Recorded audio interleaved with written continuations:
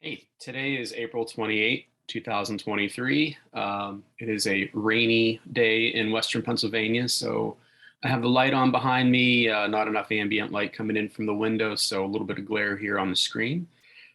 Typical Western Pennsylvania weather, have the pellet stove down here in the cabin chugging along. Didn't think I would still need that this time of year, but c'est la vie, here we go. So two things. This was the twofer that I talked about on my last video, where the EPA released some information about dioxin testing, and this is the article here. So let's just read it and go through here. East Palestine train derailment. EPA releases dioxin soil testing result in East Palestine. The Environmental Protection Agency held a meeting in East Palestine on Thursday. The date on this is April 20th. On Thursday, to release results of soil testing. The EPA finished its first phase soil testing. Mark Durno, EPA response coordinator, went over preliminary reports with the residents. Overall, most of the soil samples taken showed dioxin levels around what Durno called the median or average number. I mean, that's a play on words, right? So any data set, there is going to be a median. And most of them are probably, you're going to have the Poisson distribution. Most of those are probably going to be around the median. That's not helpful, that sentence there. However, he wanted to clarify that the type of sampling they did was not a risk assessment, but instead a comparison study in order to compare possibly contaminated levels to outside areas. So that's important. So there's differences. This is just baseline surveillance. So we want to grab some samples and then we want to compare those results to a background. What I would recommend, and I'm sure that they did in this case, is you look at what's called a wind rose. You see the direction of the prevailing wind. Since this dioxin would be deposition from the soot particulate from the fire, it's going to be downwind from the site. The prevailing wind in this part of the country is from west to east, so your background sample should be upwind of East Palestine, and then you're going to grab samples at different intervals downwind. So that's separate from a risk assessment. So the risk assessment, you're actually looking at, for there to be exposure, there has to be a complete pathway, right? So there has to be the toxin. This mouse can be 100% poison, but unless this poison gets into my body, there's no exposure, right? So you can get exposure through dermal contact, or if it gets into my food. But that risk assessment, that's what he's talking about, is looking at the various exposure pathways and what's going on. And we'll talk about that a little bit later, because that is really important, specifically with respect to dioxins in this part of the economy where this happens. So I guess I won't beat around the bush. Dioxins are fat soluble compounds. This part of the country, we grow hay. So if this stuff is deposited on your farm fields, you cut the hay, animals eat that hay, it's going to end up in the meat, it's going to end up particularly in the milk. So if I was doing a risk assessment, I would want to look at dairy, any dairy operations in kind of the zone from the windrows for miles down below there. And I would want to sample the products from those animals, or maybe sample some of that meat, sample some of that hay, to see if these dioxin levels that are in the soil, if they're making it in up the trophic classes. So let's go on. Durno says 4.8 part per trillion is the average standard they use when it comes to dioxin testing. I don't know what that means. I mean, I know what that means, but so we need to dig into that, the average standard testing. I know in the state of Pennsylvania, you have Act 2 cleanup criteria. I looked on there. So what that means is there's a list of compounds, and then there's a numerical list of greater than, less than. And if you're less than their number, you're good to go. If you're greater than that number, you're not good to go. So this is what he's claiming is the average standard they use as kind of a rule of thumb. He says anything lower than around that number would not cause serious concern for exposure. Serious. That's a weasel word there.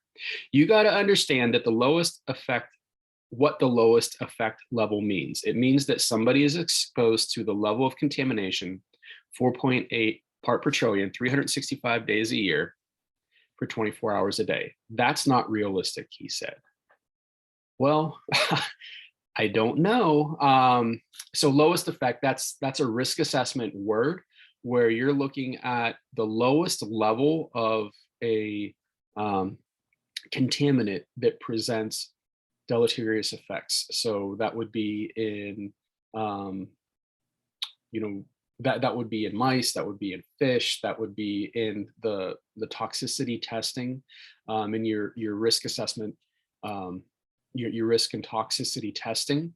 The EPA also has human genomic studies now where they can look at human cell lines and expose them to various different contaminants and see what the lowest concentration is before mutations start or the initiation of cancer starts. So cancer is a separate one because you can have acute and chronic toxicity. So there's varying levels of toxicity there. You can get a little bit sick or you can get a lot sick. You look at your LD50, the lethal dose that kills 50% of the population, but there's no such thing as a little bit of cancer. You either have it or you don't, right? It's binary.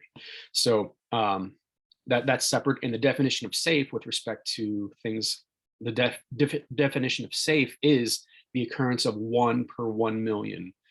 So if it is below that, it is legally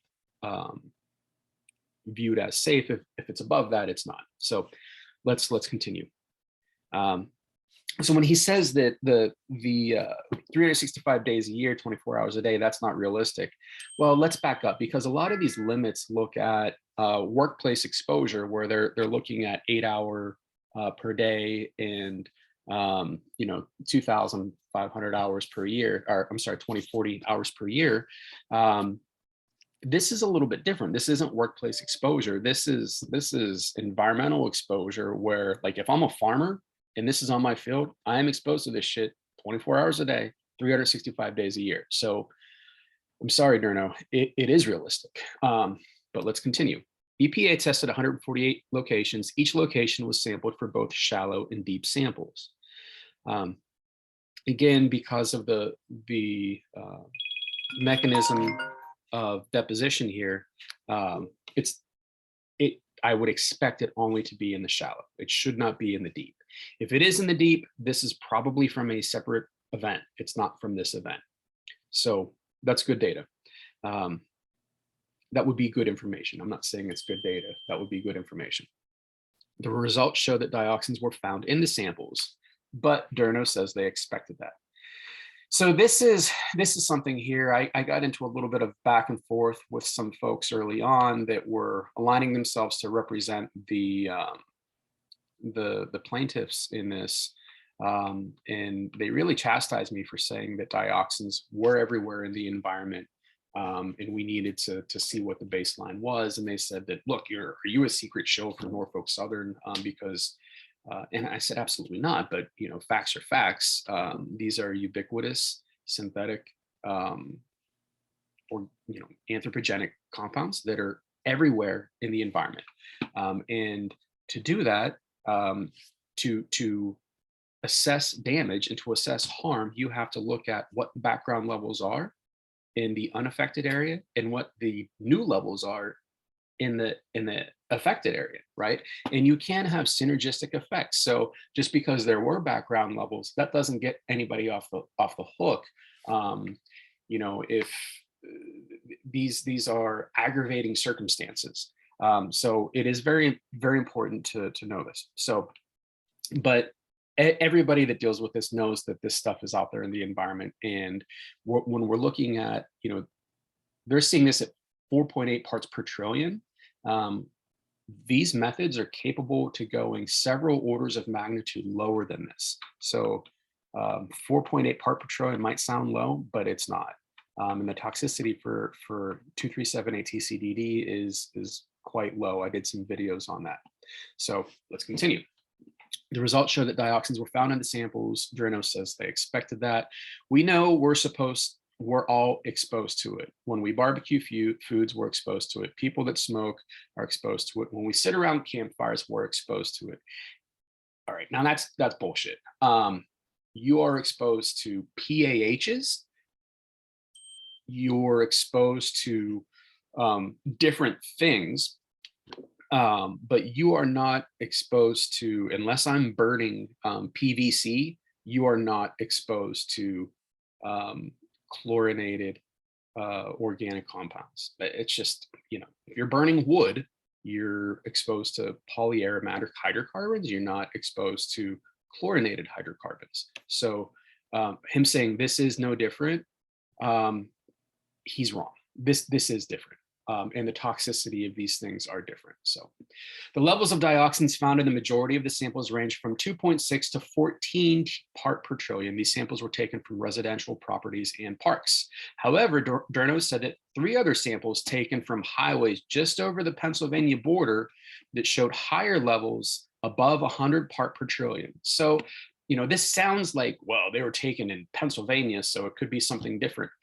East Palestine, literally, I can pee across the border. It is that close. And when we're talking atmospheric deposition, you are going to see a cone of influence from this. So, I don't know what the magic distance is. It's probably measured in miles, not feet. So, if this was a groundwater plume, you're going to measure it in yards. It's not going to travel.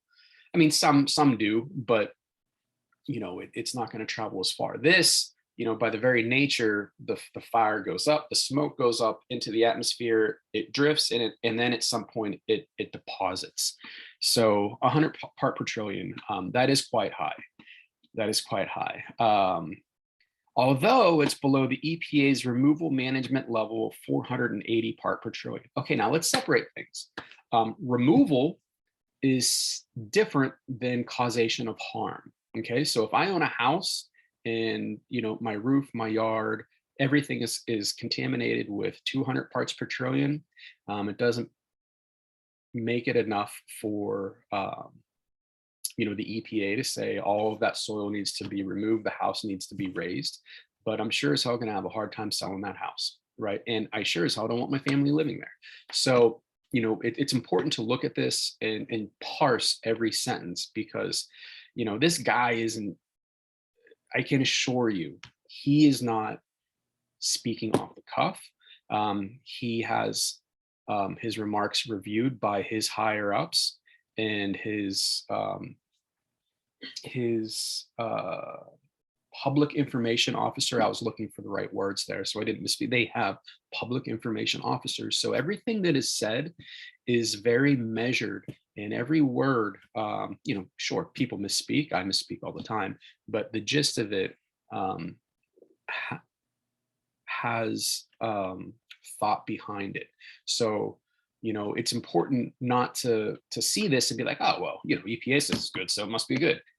That's not the case. There's different levels, different criterias. And just because it doesn't mean we have to dig up all of this soil and take it away, doesn't mean that harm didn't occur to these people and they're not entitled. Now, Pennsylvania DEP, this is the way federalism works. The state sets a record. I'm sorry, the nation at the federal level sets a record. A state can set a more stringent record. A state cannot set a less stringent record. So DEP can come in and say, you know what, 480 might be what you say, but our job is to protect the health of our citizens, and this isn't going to cut it. We're setting the criteria lower. So I don't think that's going to happen in this case, because it's a Superfund site, but it might. Maybe one of the next things we do is reach out to the DEP and see what they have to say about this. There could be a phase 2 sampling plan coming up. Well, I sure as hell hope there is. I don't see a way we don't do another round of sampling, because we have a couple hot spots we want to look at.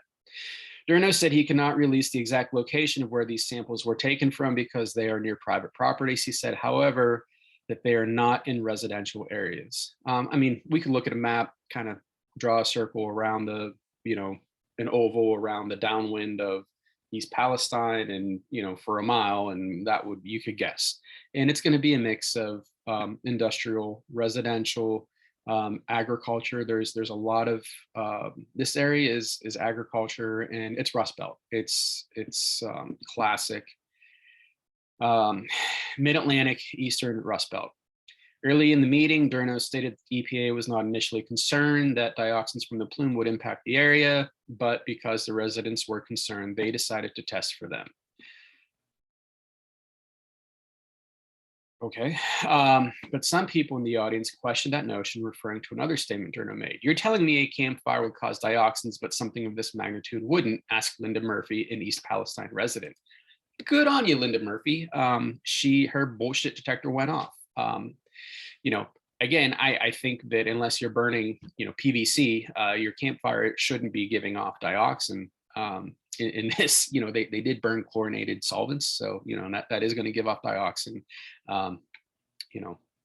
Ray Charles should have seen that one coming, but be that as it may, our modeling did show that dioxins were created. Absolutely, the science suggests that the level of dioxins over the wide area that the smoke plume went would not produce a significant impact to that particular. Oh my God.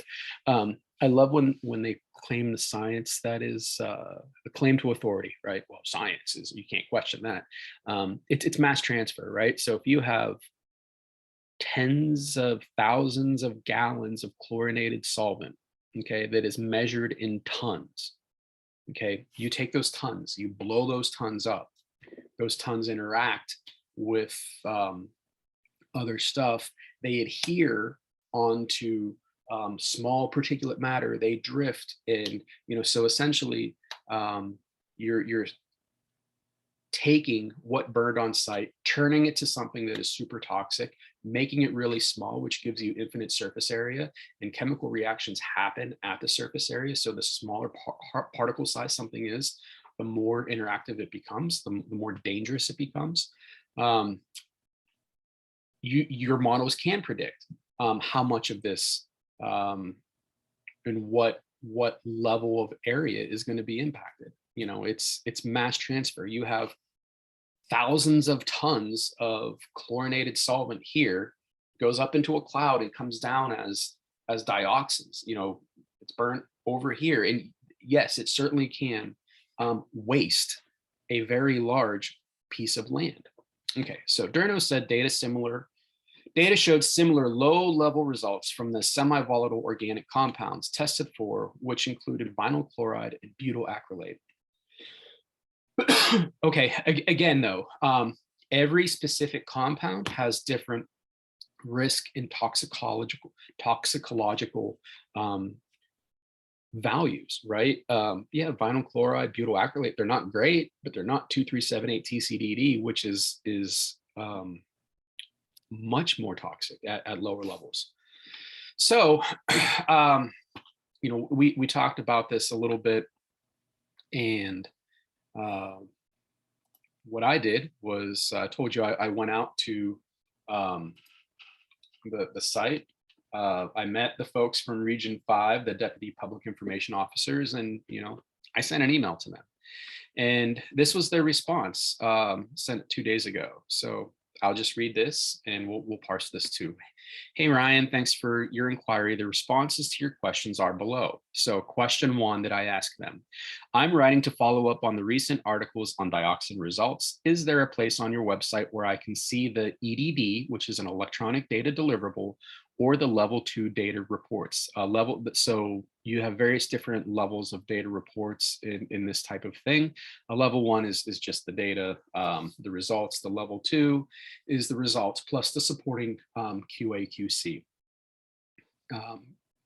Just the result, not the raw data. A level 4 report is literally going to be feet thick. And it has all of the spectra, all of the chromatograms, and those I'm sure are being developed. And I know the guys that are reviewing that data, and I trust those guys fully. I've worked with them all over the country. They're great. I don't want to see that. I don't need to see that. But a level 2 data report will tell me what I'm, what I'm looking for. Quite frankly, an EDD will give me 90% of the way there. So I'm curious to see what isomers were detected, particularly if they were 2378 substituted isomers or not. Also, if the totals that were referenced were actual numerical totals or expressed in toxicity equivalents to 2378. So a little bit of inside baseball talk here, but this is the EPA, so they should know how to talk inside baseball.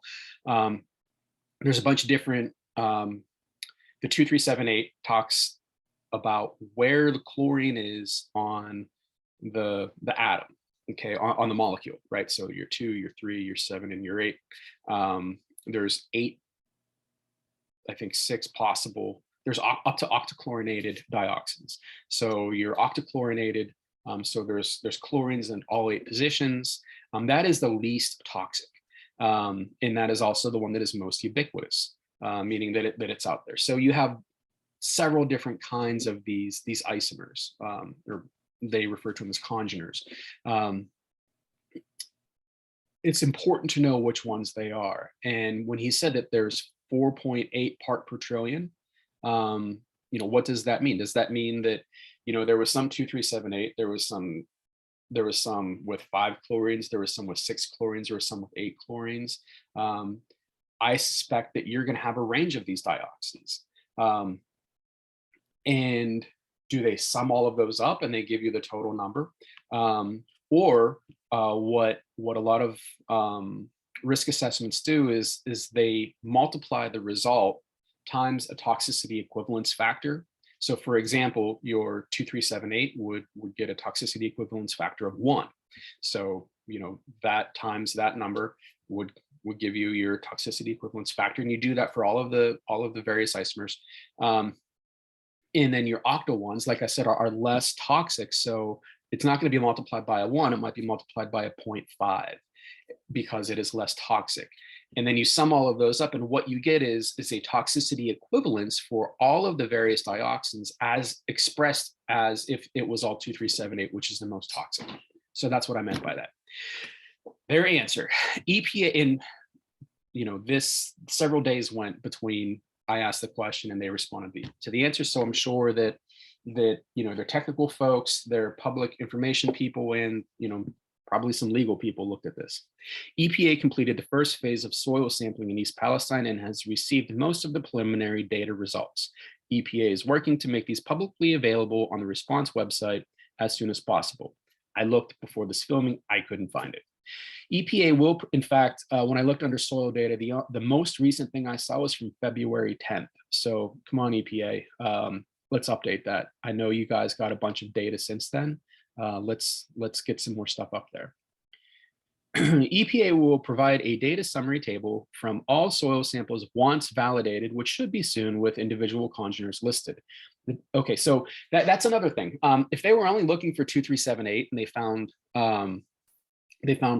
4.8 part per trillion or whatever the number is, and if that's the only one that they're looking for, that tells me that that is a bullshit low number, because there's going to be other things in there. So by them saying that with the individual congeners listed, that tells me that they didn't look just for the one, they looked for all of them. So that this was comprehensive. This was a comprehensive dioxin screening, or at least it appears to be at this stage. We'll know once we see the EDD. The dioxin results will include total toxicity equivalents, okay, the TEQ data sheets, and the individual congener data. So that's good. That's good.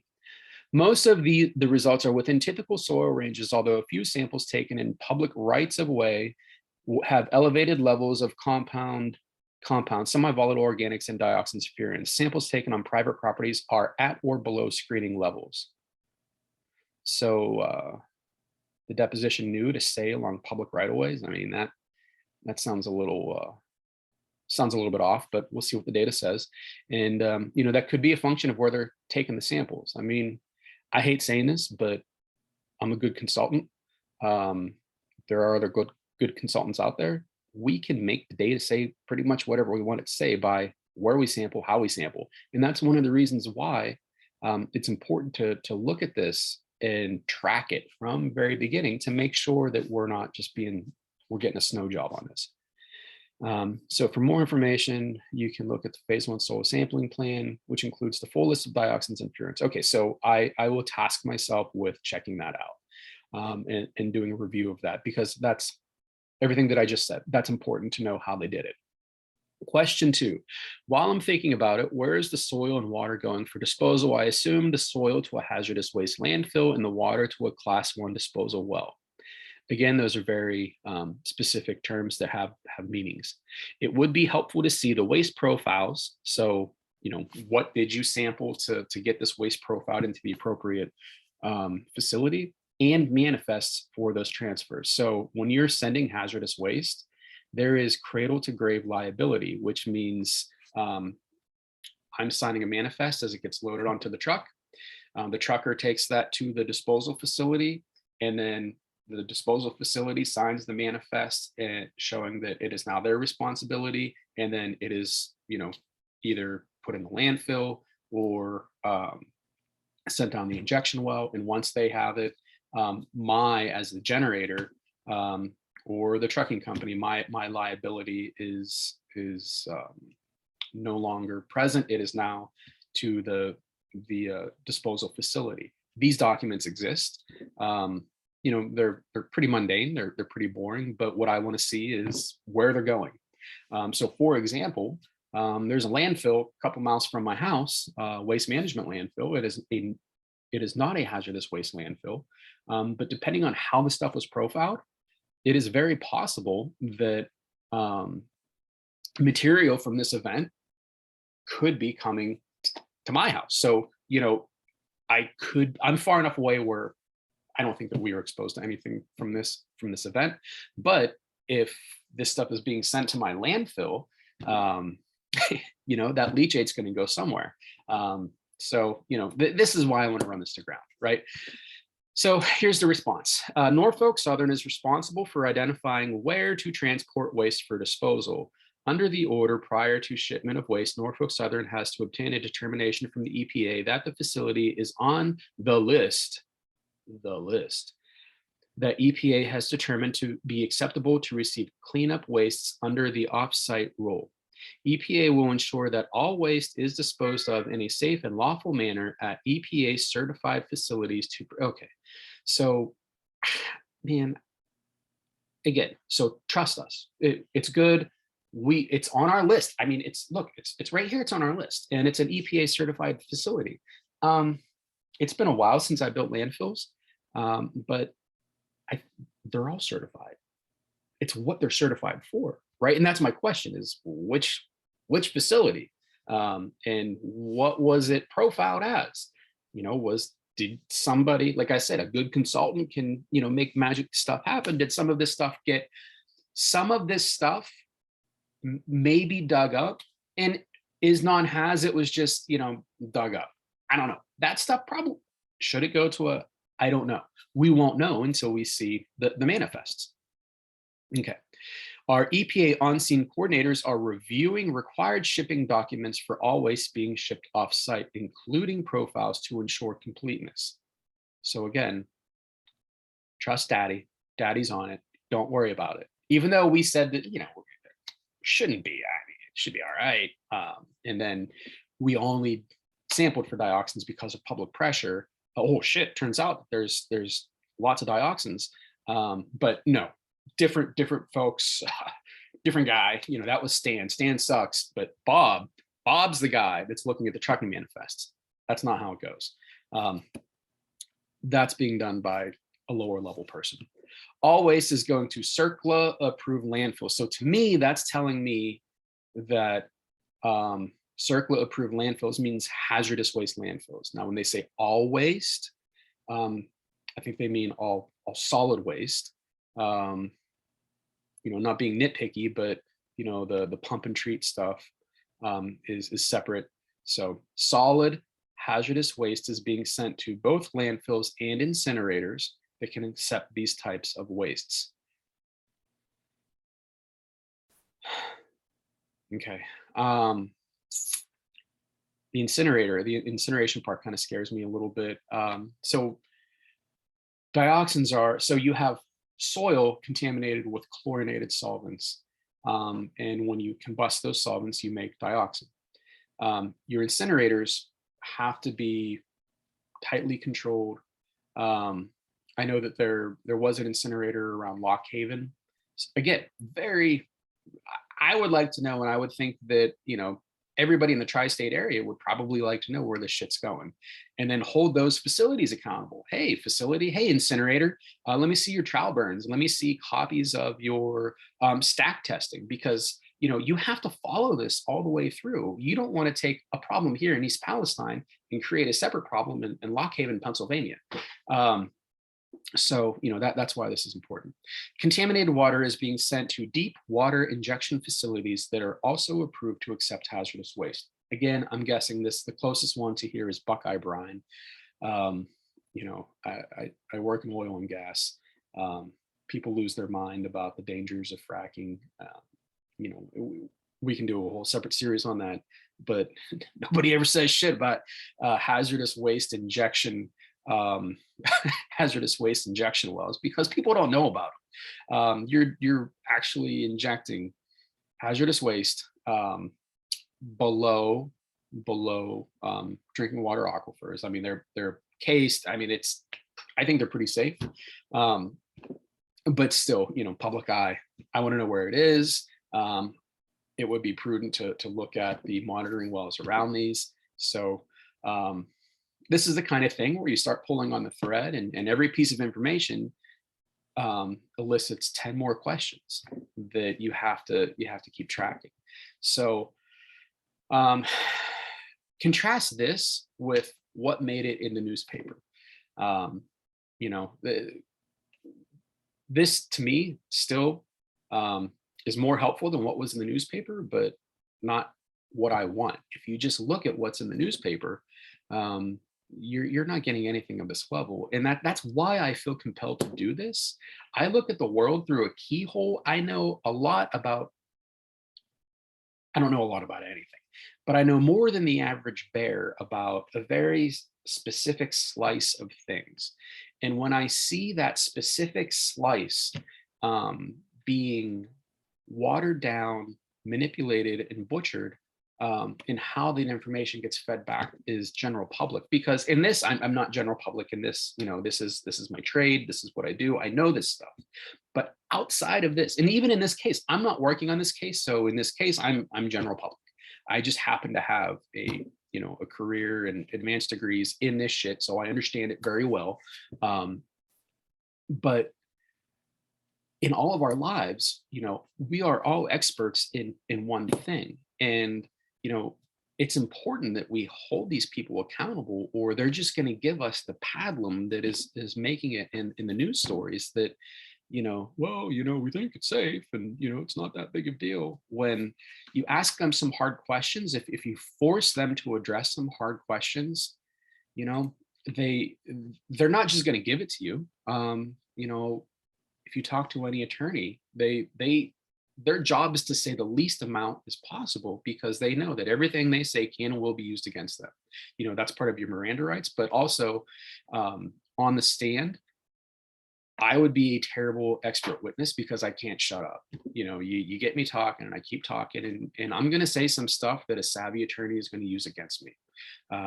So you have to know that. I know that. And that's why I advise the people that go on the stand. I don't go on the stand. I advise the people that go on the stand. But the EPA, these are the people, or this is the agency that has to do this stuff. Now they have to enforce stuff, but they're also, they spend a lot of time in court and in making policy, and so they know that, so they do two things. They put a lot of low-hanging fruit data out there, shiny objects like on the website to distract you and make you think that this is over communication, but they really hold back on the smoking guns, and we need to keep the pressure up on them. I want to see the EDDs.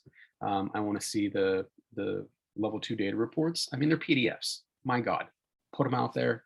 There's probably 8 people in the country that care, and that might be generous, but just put them out there. And for us 8 people, let's look at it. And if we see something, we'll put it out here, and maybe 3 people will see it, but still. Um, that stuff is important, and the EDDs, in the trucking manifest. I want to see where the shit's going, and then start looking at what types of quality assurance and monitoring do those facilities have. So that's all. Wanted to share that. Thank you for your time, and have a good weekend.